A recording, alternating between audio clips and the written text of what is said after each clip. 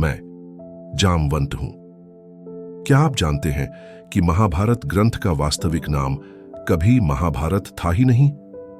एक ऐसा ग्रंथ जिसकी प्रत्येक पंक्ति में इतिहास भी है, दर्शन भी है और सनातन सत्य भी।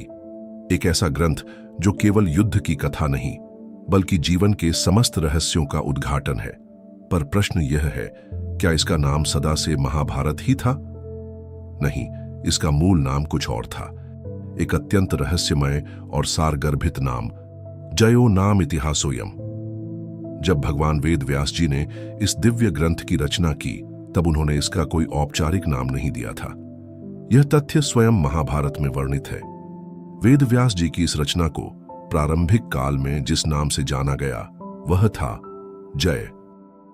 प्राचीन भारत में जय केवल एक शब्द नहीं था, यह एक आध्यात्मिक उपाधि थी।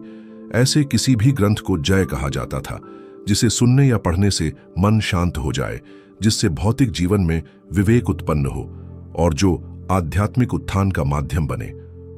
रामायण, वेद, महाभारत, रामचरितमानस, इन सब का भी प्रारंभिक सम्मानजनक नाम जय ही रहा है।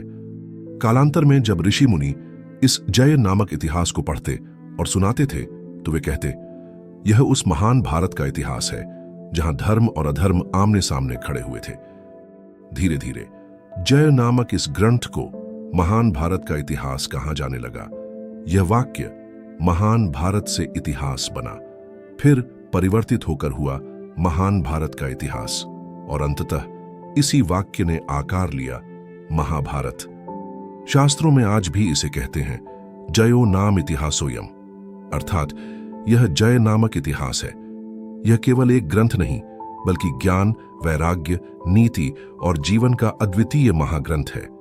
क्योंकि यह ग्रंथ केवल युद्ध की कथा नहीं कहता, यह भीतर के युद्ध की भी बात करता है, मन और बुद्धि के संघर्ष की, धर्म और मोह के द्वंद्व की और अंततः आत्मा की विजय की।